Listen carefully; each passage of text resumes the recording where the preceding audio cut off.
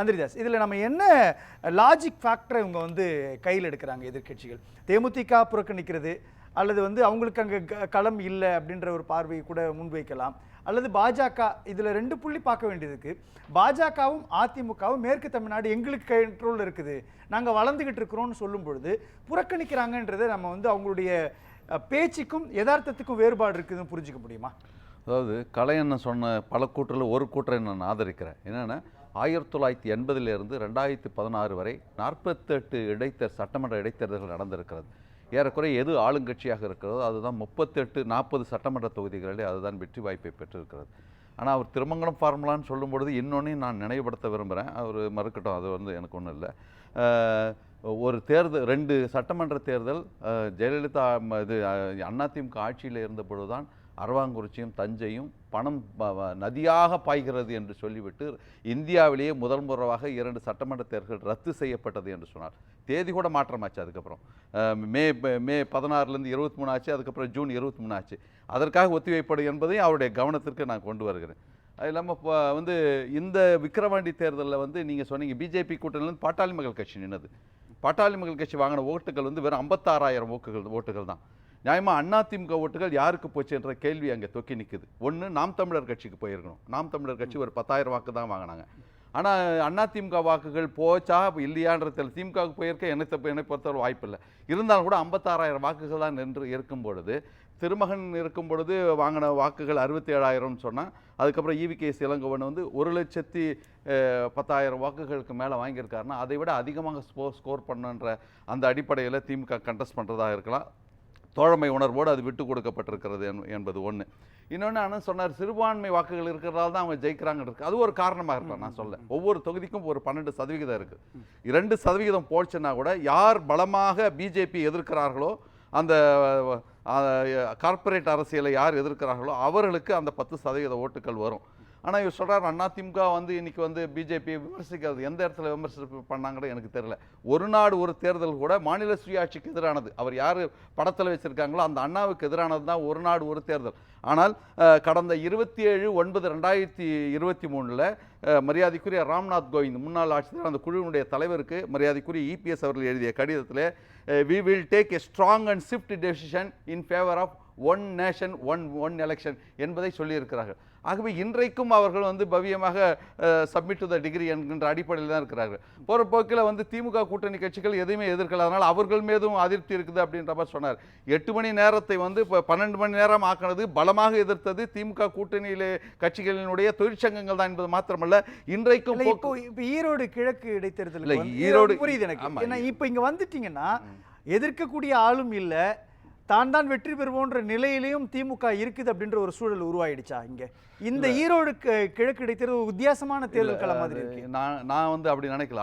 அண்ணா திமுக தான் எதிரிலே நிற்க வேண்டும் என்று நான் நினைக்கிறேன். பலமான எதிரியாக இருக்கணும். தமிழ்நாட்டை பொறுத்தவரை நாங்கள் விரும்புகிறோமே இல்லையோ அவர்கள் பலமாக இருக்க வேண்டும். அவர்கள் தான் எதிரிலே திமுகவுக்கு எதிரிலே இருக்க வேண்டும் என்று நாங்கள் நினைக்கிறோம். அது வந்து எலெக்ஷன் கால்குலேஷனாக கூட இருக்கலாம். ஆனால் அதிமுகவுக்கு சமீப காலங்களிலே வந்து ஒரு இன்ஃபீரியாரிட்டி காம்ப்ளெக்ஸ் வந்துருச்சா என்ற மாதிரி எனக்கு தோணுது. ஏன்னா கொஞ்சம் பயப்படுறாங்க.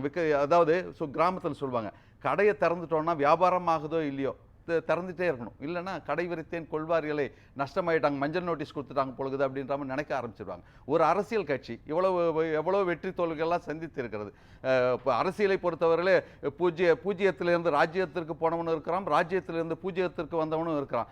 அதிமுக கூட வந்து ஆண்டிப்பட்டியிலையும் பெண்ணகரத்துலையும் 3வது இடத்துக்கு போச்சு. பர்கூரில் தோற்று இருக்குது, கங்கையத்தை தோற்று இருக்குது. அதுவும் அந்த வெற்றி தோல்விகளை வைத்தெல்லாம் ஒரு ஓட் பேங்க் வந்து நிர்ணயிக்க முடியாது. அதில் என்ன சொல்கிறாரு, கலை சொல்கிறப்பவே சில ஃபார்முலா சொல்கிறாரு. இவங்க திருமங்கலம் ஃபார்முலான்றது பண ஃபார்முலான்ற ஒரு விஷயம் அரசியல் களத்தில் இருக்குது. இதே ஈரோடு கிழக்கு இடைத்தேர்தலில் இதுக்கு முன்னாடி நடந்துறப்ப பட்டி ஃபார்முலான்ற ஒரு விஷயத்தை பிரதானப்படுத்துகிறாங்க. நீங்களே சொன்ன மாதிரி அரவக்குறிச்சி இடைத்தேர்தலில் என்ன நடந்துச்சு அப்படின்றத நம்ம பார்க்க முடியும்.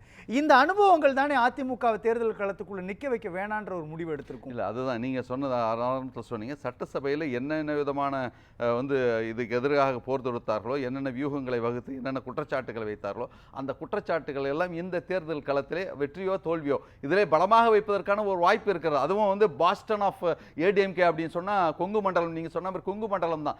அதிலே ஏன் தயக்கம் காட்டுகிறார்கள் சொன்னா அதுதான் இன்ஃபீரியாரிட்டி காம்ப்ளெக்ஸ் அவர்களுக்கு வந்து விட்டதா, தொடர் தோல்விகளால் நம்முடைய செட்பேக் ஆகிவிடுமோ என்கின்ற அச்சத்தின் காரணமாக கூட அதை தவிர்த்திருக்கலாம் என்று நான் நினைக்கிறேன். இல்லை, அதுதான், அது வெறும் தொடர் தோல்விகள் மட்டுமே நீங்க சொல்றீங்க. இப்போ வந்து அதிமுகவினுடைய தொடர் தோல்விகள் காரணம்னு சொல்லப்பட்டாலும் கூட தோல்விகளுக்கான பின்னணின்றது அவங்க கொடுக்கக்கூடிய அல்லது அவங்க செய்யக்கூடிய எலெக்ஷன் ஃபார்முலா ஸ்ட்ராட்டஜி தான் அப்படின்றாங்க. இல்ல, அந்த ஸ்ட்ராட்டஜி தான் தவறு நினைக்கிறேன். பிகே இங்க இருந்த பிகே கூட அங்க அதிமுக போயிட்டாருன்னு சொன்னாங்க. அதை வச்சு தான் அண்ணா பல்கலைக்கழக மேட்டரையும் டங்ஸ்டனையும் வந்து வேகமா எடுத்துட்டு போனாங்கன்னு சொன்னாங்க. அது என்ன விதமான பிகே உள்ளிட்ட அவர்கள்லாம் என்ன விதமான யூகத்தை தருகிறார்கள் எனக்கு தெரியாது. அவங்க தான் புறக்கணிக்க சொல்லியிருந்தாங்க. இல்ல, அது தெரியாது. அது அவருடைய உள்கட்சி பிரச்சனை. இல்ல, அவங்க வந்து யாரை ரெண்டு ஃபேக்டர் இதுக்குள்ள அவங்க ஃபாலோ பண்ணலாம் இல்லையா? 6 மாசத்துக்கு அப்புறம் திரும்ப ஒரு எலெக்ஷன் வரப்போகுது. அதே கேண்டிடேட் ஏன் செலவு பண்ண வைக்கணும்? ஏன்னா அவங்களை விட்டுடலாம். எப்படியும் அரசு அதிகாரம் அல்லது வந்து அமைச்சர்கள் அங்கே இருப்பாங்க, முக்கிய நிர்வாகிகள் இருப்பாங்க, இவங்க முன்னாடி போட்டி போட முடியாது, நேரம் வீண் அப்படின்றதுலையும் அவங்க ஃபேக்டரா பார்க்கலாம். அதாவது அதிமுகவை மக்கள் தலைவர் எம்ஜிஆர் அவர்கள் அசைக்க முடியாத அஸ்பெஸ்டாஸ் கோட்டையாக ஒரு கட்டத்தில் வைத்திருந்தார். Jayalalithaa is meant for her boldness and shrewdness என்று சொல்லி களத்திலே எதிரிகளையே காணோம் என்று ஒரு காலகட்டத்தில் கூட அம்மையார் அவர்கள் சொன்னார்கள். அப்படி வீறு கொண்டு இருக்கின்ற அந்த இயக்கத்திலே ஒரு இடைத்தேர்தலை சந்திப்பதில் என்ன வெற்றி தோல்வி சகஜமாக இருக்கலாம். ஒரு ஸ்கோர் பண்ணி காமிக்கணும்ல. ஒரு 80% எடுக்கலன்னா கூட ஒரு 60% எடுத்து அந்த ஸ்கோர் பண்ணி காமிச்சா ஒரு கான்ஃபிடன்ஸ் லெவல் அவங்களுக்கு உருவாகும். அந்த கான்ஃபிடன்ஸ் லெவல் இன்றைக்கு அதிமுக குறைந்து கொண்டே இருக்கிறது என்பது எங்களை போன்றவர்களுக்கு வருத்தமாகத்தான் இருக்கு. இல்லை, அதுதான் அவங்க ஏன் வீண் செலவுன்னு நினைக்கலாம் இல்லையா? இப்போ ஒரு வேட்பாளர் நிறுத்தணும்னா அந்த வேட்பாளர் செலவு செய்ய போறாரு, பிரச்சாரத்துக்கான நேரம் ஒதுக்கணும், கூட்டணி இல்லைன்னு ஒரு சூழலை உருவாக்குவாங்க. இதெல்லாம் தவிர்த்துட்டு நம்ம ரிலாக்ஸா ஒர்க் பண்ணலாம், 2026 பார்த்துக்கலான்ற ஒரு முடிவை கூட அதிமுக நோக்கி பயணிக்க வச்சு. அது வந்து பணமோ செலவுகளோ ஒரு பிரச்சனையாக அதிமுக இருப்பதாக நான் தெரியவில்லை. ஆனால் சட்டநாதனுடைய வீட்டில் இருந்து தான் அரவங்குறிச்சி தேர்தலில் 4.77 கோடி அப்படியே cash hot red and cash எடுக்கப்பட்டது. 1.77 கோடிக்கு உண்டான அந்த ரசீதுகள், புடவை இதெல்லாம் கொடுத்தது. அதனால பணம் ஒரு பிரச்சனையாக நான் நினைக்கவில்லை. ஏதோ ஒரு ஸ்ட்ராட்டஜி ஒர்க் அவுட் பண்றாங்க. அது என்ன விதமான ஸ்ட்ராட்டஜி? அதுதான் என்ன ஸ்ட்ராட்டஜி? இல்ல, அது என்ன ஸ்ட்ராட்டஜி? ரெண்டு புள்ளி இருக்குது. ஒண்ணு விக்கிரவாண்டி தேர்தல் அவங்க புறக்கணிக்கிறது அப்படின்றதுக்கான களம் வேறையா இருந்திருக்கும்.